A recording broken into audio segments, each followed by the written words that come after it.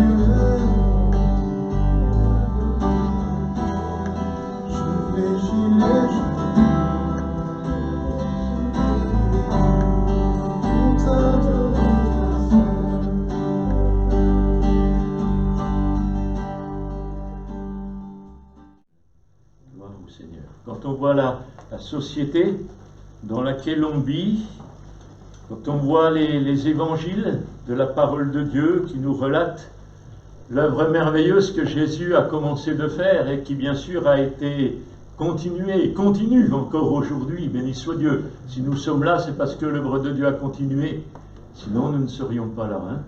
Mais l'œuvre de Dieu, elle va de l'avant. Alléluia! Et béni soit Dieu, elle n'a pas fini encore d'agir, de se manifester dans la vie de plusieurs. Et on bénit Dieu pour notre service de baptême la semaine dernière. On bénit Dieu pour notre service de baptême la semaine prochaine. Et ce n'est pas simplement limité à Bolène. Je sais que beaucoup d'églises, en ce moment, je ne sais pas si c'est les conséquences de la Covid-19, mais beaucoup d'églises font des services de baptême. Des frères, des sœurs qui s'engagent avec Jésus. Qui s'engagent pour être des serviteurs et des servantes du Seigneur. Alors je me suis dit, face à cette société, on a du mal de s'y retrouver. Quand on voit les évangiles, comment le Seigneur accomplissait des miracles en grand nombre et touchait les cœurs, je me dis, est-ce que l'évangile que nous prêchons aujourd'hui, que nous annonçons dimanche après dimanche, est-ce qu'il est encore actuelle. Alors bien sûr, répondez pas maintenant, hein, on va voir la parole de Dieu, ce qu'elle nous dit. Est-ce que la parole de Dieu a quelque chose à dire à nos contemporains, à nos voisins, à nos connaissances, à ceux de notre famille qui ne connaissent pas le Seigneur? Est-ce que le message de la parole de Dieu est toujours adapté?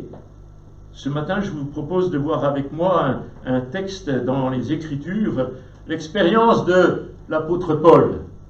Vraiment, l'apôtre Paul, c'est un homme de Dieu remarquable qui, non seulement a prêché un message merveilleux, un message formidable, c'est normal, c'est le message de l'Évangile, mais qui a vécu le message de l'Évangile. Je crois que l'annonce de l'Évangile, c'est quelque chose, mais le fait de vivre le message de l'Évangile, de vivre l'Évangile tout simplement, eh bien c'est quelque chose encore plus glorieux. L'apôtre Paul est un homme de Dieu qui a vécu le message de l'Évangile. Ça lui a coûté cher, ça lui a coûté la vie. À 56 ans, il a été décapité. Il aurait très bien pu vivre une retraite paisible. Hein, non, pas du tout. À 56 ans, terminé pour lui. Et on sait que jusqu'à sa mort, même jusque dans la prison, eh bien, il était encore un témoin de Jésus. Dans la prison avec Silas, hein, vous vous souvenez, le geôlier, le centenier qui était là pour le garder, eh bien ils ont été touchés par le message de l'apôtre. Alors ce matin, j'aimerais voir dans Acte 17, si vous voulez bien, quelques points avec vous, dans un contexte difficile, dans un contexte philosophique de la Grèce antique, donc c'est pas peu dire, dans une grande ville, la capitale de la Grèce, Athènes, il n'y a qu'à voir aujourd'hui, prêcher l'évangile à Paris, c'est pas simple, mais on va voir ce matin qu'à Athènes, c'était pas plus simple. Et l'apôtre Paul n'y a pas été avec le dos de la cuillère, comme on dit, hein, il a été très, très incisif dans cette ville au travers du message qu'il a apporté. On lit, si vous voulez bien, au chapitre 17 du livre des Actes des Apôtres, à partir du verset 16. Acte 17, verset 16. Pendant qu'il attendait ses compagnons à Athènes, Paul bouillait d'indignation en voyant combien cette ville était remplie d'idoles. Il discutait donc à la synagogue avec les juifs et les non-juifs qui adoraient Dieu et chaque jour sur la place publique avec tous ceux qu'il rencontrait. Quelques philosophes, des épicuriens et des stoïciens engageaient aussi des débats avec lui. Les uns disaient « Qu'est-ce que cette pie bavarde peut bien vouloir dire ?» D'autres disaient « On dirait qu'il prêche des divinités étrangères. » En effet, Paul annonçait Jésus et la résurrection. Pour finir, ils l'emmenèrent et le conduisirent devant l'aréopage. « Pouvons-nous savoir, lui dirent-ils, alors en quoi consiste ce nouvel enseignement dont tu nous parles, hein? Les propos que tu tiens sonnent de façon bien étrange à nos oreilles. Nous désirons savoir ce qu'ils veulent dire. » Il se trouve en effet que tous les Athéniens et les étrangers qui résidaient dans leur ville passaient le plus clair de leur temps à dire ou à écouter les dernières nouvelles. Alors Paul se leva au milieu de l'aréopage et dit « Athéniens, je vois que vous êtes à tous égards extrêmement soucieux d'honorer les divinités. En effet, en parcourant les rues de votre ville et en examinant vos monuments sacrés, j'ai même découvert un autel qui porte une inscription à un Dieu inconnu. Ce que vous révérez ainsi sans le connaître, je viens vous l'annoncer. Dieu qui a créé l'univers et tout ce qui s'y trouve, qui est le Seigneur du ciel et de la terre, n'habite pas dans des temples bâtis des mains des hommes. Il n'a pas besoin non plus d'être servi par des mains humaines, comme s'il lui manquait quelque chose. Au contraire, c'est lui qui donne à tous les êtres, la vie, le souffle et toutes les choses. À partir d'un seul homme, il a créé tous les peuples pour qu'ils habitent toute la surface de la terre. Il a fixé des périodes déterminées, établi les limites de leur domaine. Par tout cela, Dieu invitait les hommes à le chercher et à le trouver peut-être, comme à tâtons, lui qui n'est pas loin de chacun de nous. En effet, c'est en lui que nous avons la vie, le mouvement et l'être, comme l'ont aussi affirmé certains de vos poètes, car nous sommes ses enfants. Ainsi, puisque nous sommes ses enfants, nous ne devons pas imaginer la moindre ressemblance entre la divinité et ses idoles, en or, en argent, en marbre, que peuvent produire l'art et l'imagination des hommes. Or, Dieu ne tient plus compte des temps où les hommes ne le connaissent pas. Aujourd'hui, il leur annonce à tous et partout qu'ils doivent changer, car il a fixé un jour où il jugera le monde entier en toute justice par un homme qu'il a désigné pour cela, ce dont il a donné à tous une preuve certaine en le ressuscitant. Lorsqu'ils entendirent parler de résurrection, les uns se moquèrent de Paul, et les autres lui dirent « Nous t'écouterons là-dessus une autre fois ». C'est ainsi que Paul se retira de leur assemblée.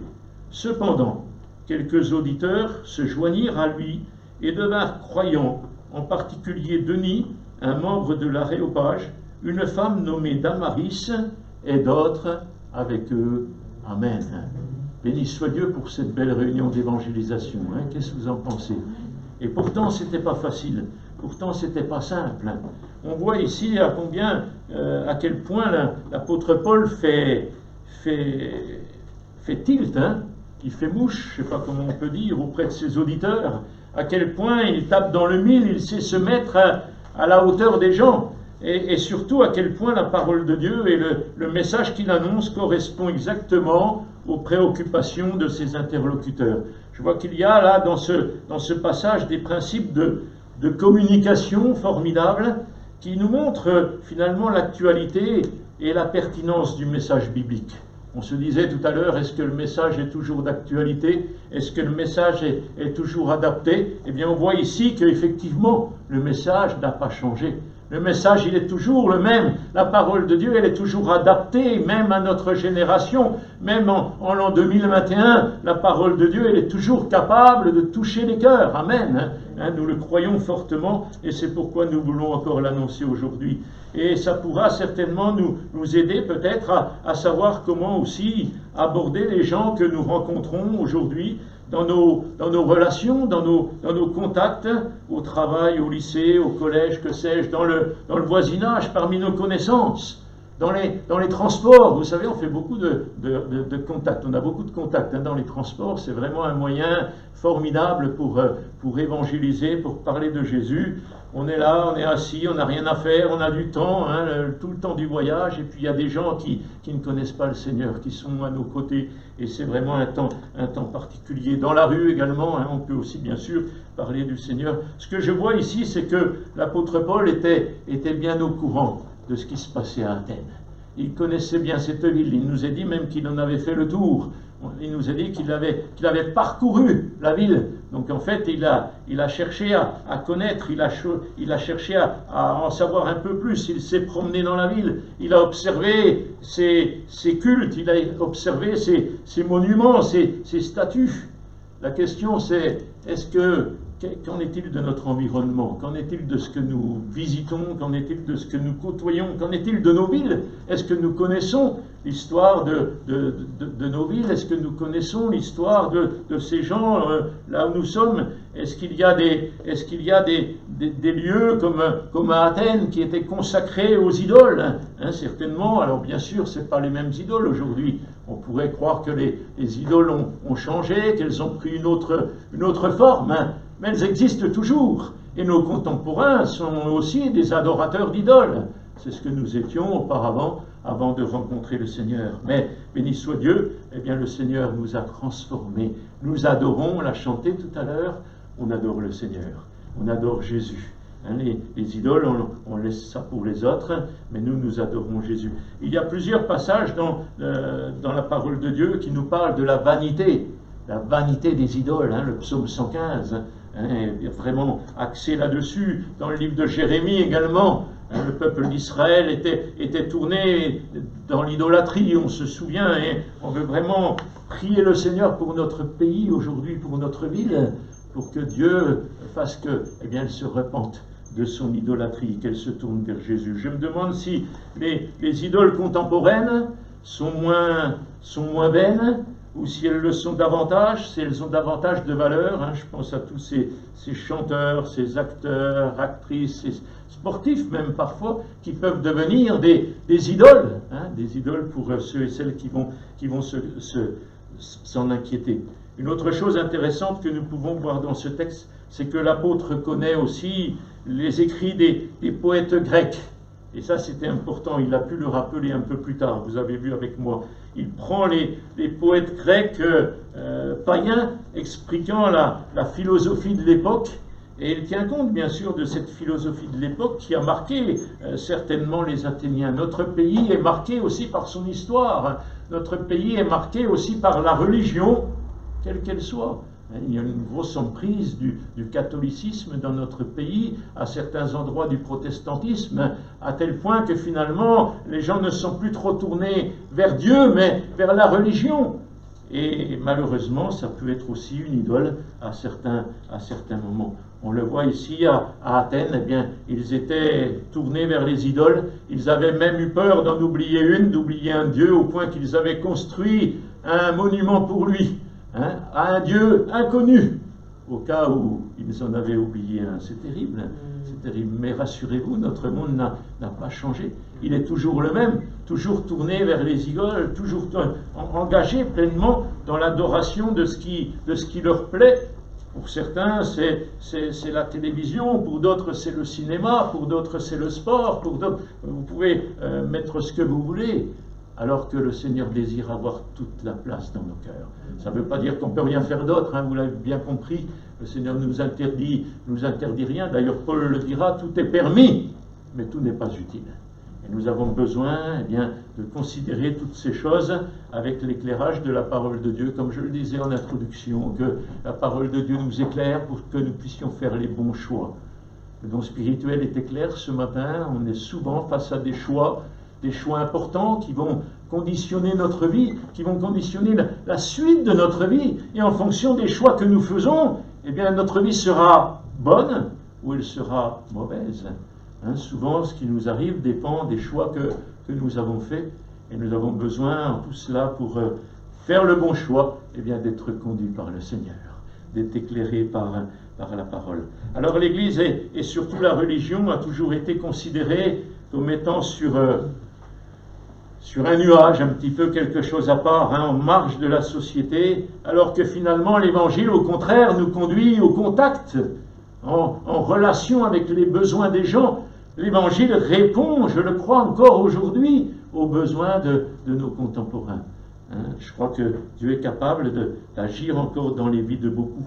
J'aime beaucoup, vous le savez, la façon dont Jésus va évangéliser la femme samaritaine dans l'Évangile de Jean, chapitre 4. Le Seigneur a su s'adapter au contexte de cette femme. C'était pas facile. Elle n'avait pas une vie normale, comme la religion de l'époque, les pharisiens, bien sûr, auraient pu le souhaiter. Non, loin de là. Elle en était bien écartée. Elle avait eu 5 maris, et celui avec qui elle vivait n'était pas son mari, imaginez un petit peu. Mais dans ce contexte, Jésus va s'adresser à elle. Dans ce contexte, Jésus, par la grâce de Dieu, va savoir toucher son cœur. Et cette femme va être sauvée. Et plus qu'être sauvée, elle va retourner dans son village pour amener tout le monde de son village à Jésus. Quelle belle réunion, là aussi, d'évangélisation. Est-ce que nous connaissons les gens que nous côtoyons? Est-ce que nous savons les écouter? Est-ce que nous savons nous mettre à leur disposition, être en contact avec eux? L'apôtre Paul, il était de ceux-là. L'apôtre Paul, il connaissait le peuple athénien. Vous avez vu que ses propos vont être pertinents quand il va faire son discours. C'est un discours incisif, un discours qui touche les cœurs. Et la preuve, on l'a à la fin de ce texte, au verset 34. Il nous est dit que Denis, un membre de l'aéropage, une femme nommée Damaris, et d'autres avec eux, donc ils étaient plusieurs à avoir été touchés par le message de l'apôtre Paul. Un message pertinent. Alors l'évangile n'a pas changé, il est toujours le même, mais nous voulons nous adapter, nous, au contexte des gens, pour pouvoir apporter cet évangile, que cet évangile soit pertinent dans la vie de ceux et de celles qui vont l'entendre. Alors, Pour cela, eh bien, il nous faut aller au-devant d'eux. Vous avez vu que Paul va aller rejoindre les Athéniens sur l'Aréopage. Il va prendre le temps de les rencontrer. C'est un des aspects fondamentaux pour ce qui concerne la foi chrétienne. Elle atteint les gens là où ils sont. L'Église, elle a tendance à dire « venez à l'Église ». Mais non, là on voit que Paul, il est allé voir les Athéniens. Peut-être qu'il faudrait qu'on révise un petit peu notre fonctionnement. On voit partout dans la parole de Dieu Jésus qui va au-devant de ceux qui avaient besoin de lui. Jésus qui se déplace pour la femme samaritaine en plein midi. C'était la Cagna. Il va rencontrer cette femme au puits, là où elle est en train de puiser de l'eau. Il s'adapte à son contexte, il s'adapte à sa situation. L'Église, bien sûr, elle a son programme, on va faire une réunion d'évangélisation. Oui, d'accord, mais les gens, ils ne sont pas forcément à la réunion d'évangélisation.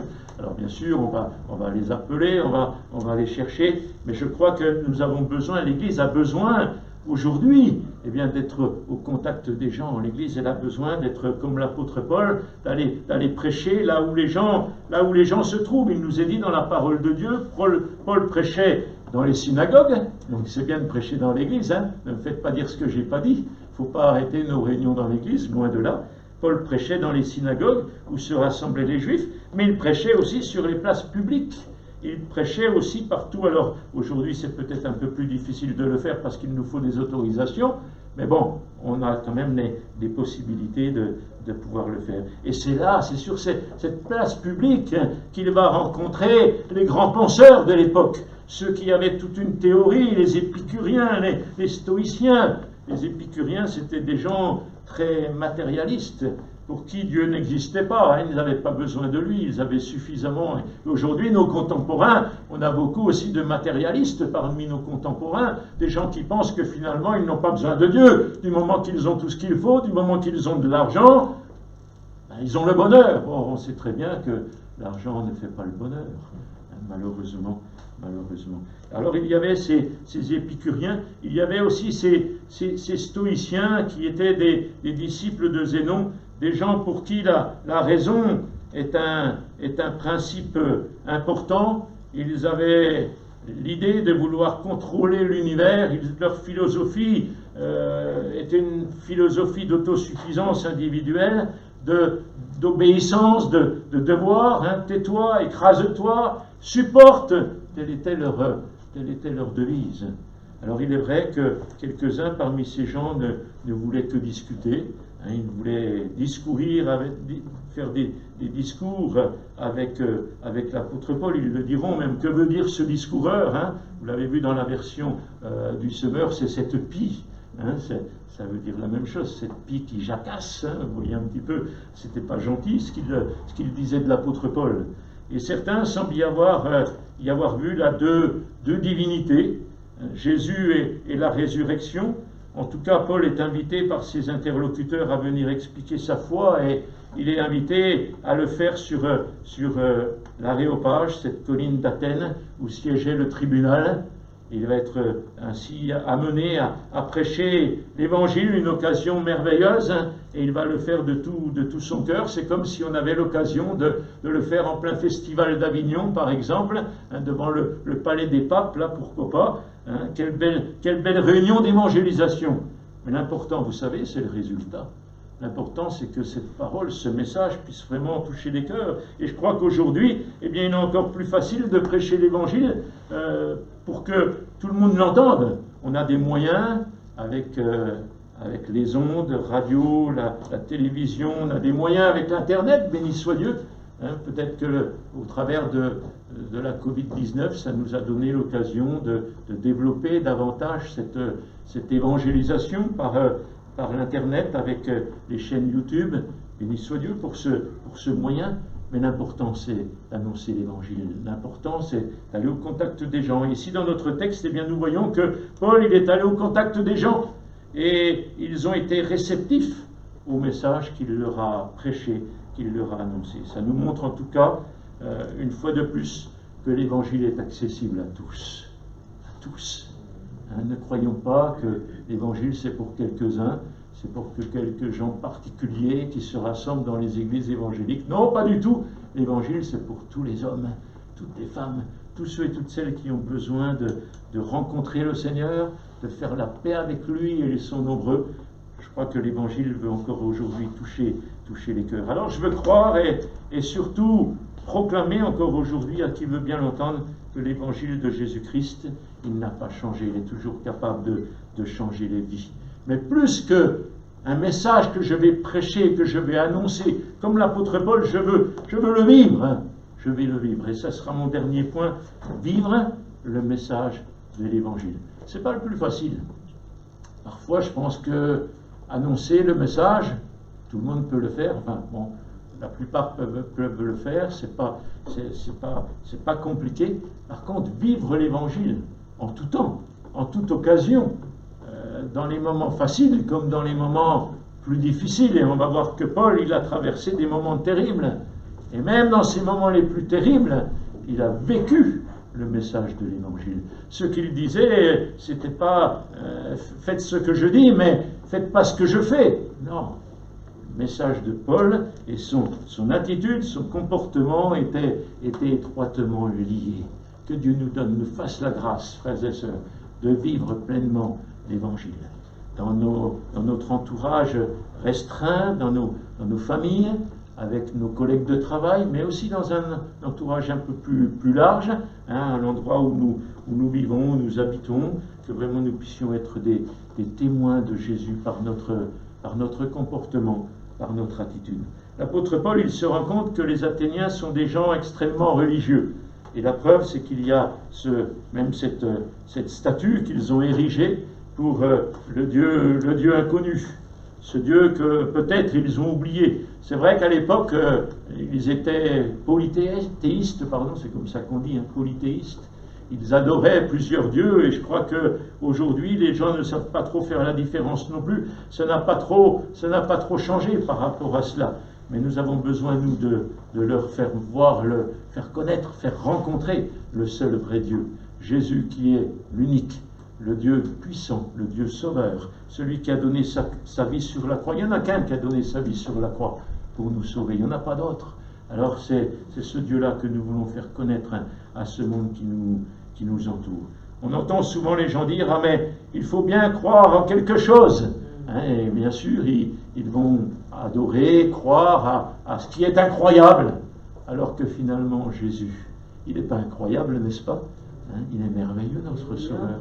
Peut-être qu'on ne l'a pas bien présenté, peut-être qu'on n'en a pas bien parlé. Toujours est-il que pour eux c'est quelque chose d'incroyable. Et je crois que la parole de Dieu veut nous aider encore aujourd'hui à bien comprendre que notre message, il a de l'importance. Pour tous ceux et toutes celles qui ne connaissent pas le Seigneur, on veut leur dire qu'il est vivant. On veut leur dire qu'il a donné sa vie sur la croix pour nous sauver, qu'il nous pardonne de nos péchés, qu'il veut nous donner de vivre une vie nouvelle, qu'il veut changer notre être entier et qu'il veut faire de nous une nouvelle créature. Dans le texte que nous avons lu, là, Paul a décelé cette religiosité chez les Athéniens, et c'est ainsi qu'il a pu faire le lien, qu'il a pu faire le pont entre le Dieu créateur du ciel et de la terre, le vrai Dieu, et puis leur croyance. Et c'est ce qu'il dit là, c'est quelque chose de merveilleux. On peut le connaître. Encore aujourd'hui, vous et moi, bien sûr, nous l'avons rencontré, mais tous les hommes autour de nous peuvent le rencontrer. Tous les hommes autour de nous peuvent le connaître. Ce n'est pas un Dieu inconnu, ce n'est pas un Dieu lointain, ce n'est pas un Dieu silencieux. Non, il se révèle à nous, dans la mesure où on vient à lui, dans la mesure où on se tourne vers lui, eh bien lui, il vient à nous. Et Paul continue son message, néanmoins, il est aussi le plus grand que tout. Ce Dieu-là, il est tout puissant, il a tout pouvoir. Il a fermé la gueule des lions, il a ouvert les prisons, les verrous de fer ont sauté pour libérer les enfants de Dieu. Et nous savons, nous aussi, ce qu'il a fait dans nos vies. Certainement qu'on aurait bien des témoignages pour dire autour de nous ce que le Seigneur a fait dans nos cœurs, dans nos vies, au sein de nos familles, comment Dieu s'est manifesté puissamment. Il n'y a que lui pour faire cela. Et ce Dieu-là, eh bien, il veut encore se révéler à tous les hommes. Et il a fixé des périodes déterminées, il a établi des limites. Et nous savons qu'il y a une limite que Dieu établit. C'est la limite de son retour. Il a promis qu'il allait revenir. Il a promis qu'il allait venir chercher son Église. Et à partir de ce moment-là, eh bien, ce sera le début de la fin, le commencement de la fin. Il va emmener son Église avec lui. Et alors, après, il pourra ainsi juger tous les hommes. Et le monde entier sera devant le trône, devant le tribunal de Christ, pour passer par le jugement. Alors on veut vraiment encore être de ceux et de celles aujourd'hui qui allons annoncer ce message toujours d'actualité, ce message qui n'a pas changé, qui est toujours le même, en même temps un message d'amour, mais en même temps un message sérieux, un message qui nous invite à se tourner vers Jésus. Effectivement, nous pouvons certainement nous aussi affirmer que l'apôtre, que Dieu est capable de s'occuper de tous les détails de notre existence. Nous pouvons, c'est vrai, lui faire confiance. Nous aussi, n'est-ce pas? On peut lui faire confiance. Est-ce que vous faites confiance au Seigneur? Est-ce que vous lui abandonnez votre vie? Est-ce que vous dites, Seigneur, peu importe ce qui arrivera demain, c'est vrai qu'on ne sait pas trop ce qui va y arriver, mais peu importe, on sait que Dieu s'occupe de nous, on sait qu'il veille sur nous, on sait qu'il s'occupe de nos vies. Et on veut être de ceux et de celles qui allons être ses instruments entre ses mains pour accomplir pleinement sa volonté. Annoncer clairement le message du salut en Jésus-Christ. Et à partir de ce qui précède, là, au verset 28, l'apôtre va prêcher clairement le message du salut, sans ambiguïté, et on pourrait le résumer en 4 points. Je ne vais pas être très long, mais il cite Dieu qui est le Seigneur du monde. Il n'a pas besoin de temple, il n'a pas besoin de rituels cultuels. Et là, ça démolit bien sûr tout ce qui pourrait être établi par la religion. Dieu n'a pas besoin de la religion. Il n'a jamais eu besoin de la religion. Mais il a besoin de croyants. Il a besoin d'hommes et de femmes qui placent leur foi en lui et qui vont proclamer ce message merveilleux. Et c'est ainsi qu'il accomplit son œuvre. Tout est sous son contrôle. Tout est entre ses mains. Tout lui est livré. Tout lui est abandonné. Et puis, deuxième chose que Paul va prêcher, c'est que l'homme est une créature de Dieu. Alléluia. Amen. Alléluia. L'homme est une créature de Dieu. Quelle créature, dites-moi. C'est David qui pouvait dire en se regardant dans la glace, je te loue de ce que je suis une créature si merveilleuse. Ouais. Et ce que Dieu a fait, c'est vraiment quelque chose de merveilleux. Quand je vous vois, frères et sœurs, je dis Dieu est grand. Il a fait vraiment des belles choses. Il a fait des belles choses. Et il continue encore aujourd'hui de faire des belles choses. Et nous avons tous besoin de lui. Nous avons besoin de cette liaison. On parlait tout à l'heure qu'on était ses enfants, on l'a chanté avec Rémi. Nous sommes enfants de Dieu. Et c'est vraiment quelque chose de glorieux. Pouvoir attester, pouvoir confesser, même s'il y a eu des dérives. Vous vous souvenez de cette secte terrible qui s'est appelée d'ailleurs même enfant de Dieu, qui avait été condamnée par ses abus. On ne veut pas tomber non plus là-dedans, mais on veut proclamer, annoncer que nous sommes ses enfants. Autrement dit, c'est créatures, c'est lui qui nous a fait, c'est lui qui nous a créés, il sait ce que nous sommes. La Bible va même plus loin en disant qu'il connaît le nombre de nos cheveux. Il nous connaît, il nous appelle par notre nom, alléluia. C'est quelque chose de merveilleux. Des fois, je ne sais pas vous, mais la mémoire, elle commence à être un petit peu défaillante et je cherche les prénoms. Mais comment il s'appelle lui? Et puis elle, comment elle s'appelle? On cherche. Mais le Seigneur, il n'a pas ce problème. Il n'a pas Alzheimer et au contraire, il nous connaît, il nous appelle par notre nom. Ça fait plaisir de savoir qu'il s'occupe de nous. Et puis, dans le message de Paul, il dira que les hommes doivent abandonner leurs idoles et qu'ils doivent se repentir. C'est le message que l'on trouve dans le message merveilleux de l'apôtre Pierre après la Pentecôte. Ils doivent se repentir. Les hommes doivent se repentir. C'est ce que nous avons fait, bien sûr, un jour.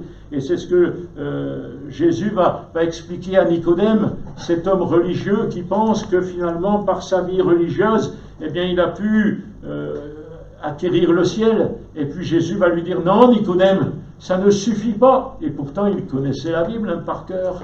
Et pourtant, il vivait, il avait une vie religieuse, quelqu'un de bien à tous les niveaux, humainement parlant. Mais Jésus va lui dire, non, ça ne te suffit pas, il te faut naître de nouveau. Il te faut vivre l'expérience de la nouvelle naissance. Il te faut te convertir, il te faut te repentir tu as besoin de vivre quelque chose de nouveau. Tu as besoin d'abandonner ton péché. Tu as besoin de confesser ton péché. Et ce n'est qu'en confessant ces péchés, en acceptant Jésus comme notre Sauveur, que nous pouvons ainsi nous repentir et vivre une vie nouvelle avec lui. À lui soit toute la gloire. Dernier point, que les hommes doivent accepter le sacrifice de Jésus à la croix. Ce sacrifice qu'il a accompli pour nous à notre place. On aurait aimé peut-être que Jésus nous sauve autrement. Et le diable aussi, vous savez, le diable ne voulait pas que Jésus monte sur la croix. À plusieurs reprises, il a essayé, même avec l'apôtre Pierre. Mais finalement, c'était le plan de Dieu. Dieu a choisi de faire mourir son Fils pour toi, pour moi, à notre place. Il fallait payer pour le péché. Et le seul moyen de payer pour le péché, mais il fallait que ce soit quelqu'un qui n'ait pas péché. Et le seul qui n'avait pas péché, c'était Jésus. Il fallait que Jésus meure sur la croix pour nous sauver. C'est ce message. Alors bien sûr, on pourrait dire aujourd'hui, ah oui, mais la croix, c'est plus d'actualité. Hein. Ah non, on ne peut plus prêcher la croix aujourd'hui. On ne peut plus prêcher le sang de Jésus qui nous purifie de tout péché. Est-ce qu'on va changer le message de la parole de Dieu? Dites-moi. Dieu a choisi, de toute éternité, du début jusqu'à la fin, il a choisi de nous sauver par le moyen de la croix, par le moyen du sang versé. Il n'y avait pas un autre nom, dit la Bible, qui a été donné aux hommes par lequel nous puissions être sauvés que le nom de Jésus. Alors on ne peut pas changer le message aujourd'hui. C'est le même message que nous voulons apporter. Et c'est ce message qui sauve. Jésus mort pour nous à la croix. Jésus ressuscité également. Jésus qui va monter au ciel et qui est à la droite du Père. Il règne, il est le Tout-Puissant. C'est ce message que l'apôtre Paul a prêché. Et nous constatons que, eh bien, c'est là ce que ces gens, ces philosophes épicuriens, stoïciens, c'est là qu'ils se sont moqués de l'apôtre Paul. Ils l'ont presque envoyé promener. Hein, qu'est-ce que tu viens discourir avec nous? Qu'est-ce que tu viens nous... Et c'est un peu parfois aussi malheureusement l'attitude que nous ressentons chez nos contemporains. C'était trop pour eux.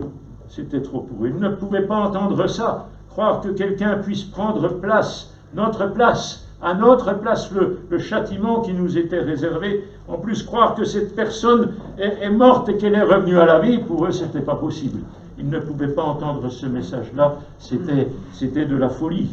C'est ce que Paul dit également dans 1 Corinthiens 2. Le message de l'Évangile, c'est une folie. Une folie. Mais c'est ce message que nous voulons annoncer. C'est ce message que nous voulons prêcher. Et c'est souvent ce qui fait buter nos contemporains. Quand on leur parle du message du salut gratuit en Jésus-Christ, le sacrifice de Christ et sa résurrection qui nous sauve et qui nous donne la vie. Alors si en introduction, je demandais est-ce que l'évangile que nous prêchons et que nous annonçons chaque dimanche est encore actuel, est-ce que la parole de Dieu a quelque chose à dire à nos contemporains, à nos voisins, à nos connaissances, à nos amis que nous avons en 2021?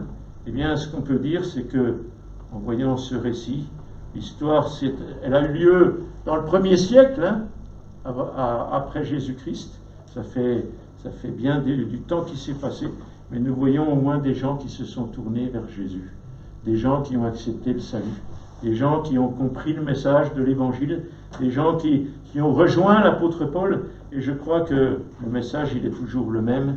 S'ils ont été à leur niveau, capables de le comprendre, capables de s'engager avec Christ, eh bien je crois qu'aujourd'hui, la parole de Dieu n'a pas changé.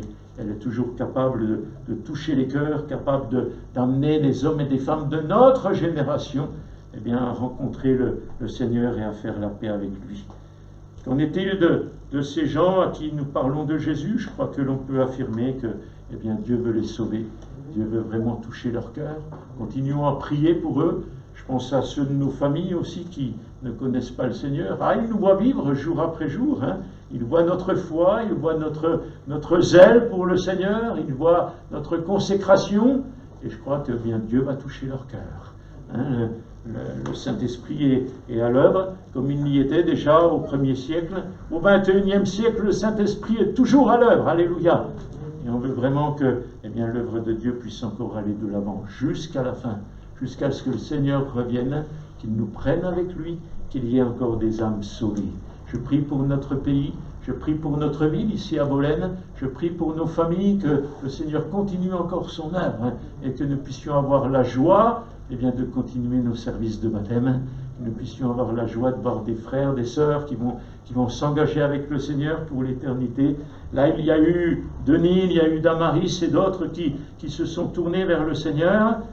Nous prions pour qu'il y ait d'autres Denis, d'autres Damaris, à Bolène, ou dans les environs, dans notre région, qui viennent encore rencontrer le Seigneur, qu'ils puissent faire la paix avec lui et se tourner vers lui. Notre Dieu va encore sauver des âmes aujourd'hui. À lui soit toute la gloire. Merci pour ta parole, Seigneur. Merci pour ton conseil divin. Ta parole, elle est toujours d'actualité, elle est toujours la même. On ne veut pas chercher un message différent, on ne veut pas essayer un message édulcoré, un message qui serait moins percutant, moins attristant. Seigneur, on veut vraiment continuer à prêcher ta parole, à prêcher ton évangile, à prêcher l'évangile que Paul prêchait, et on veut surtout vivre cet évangile que Paul a vécu.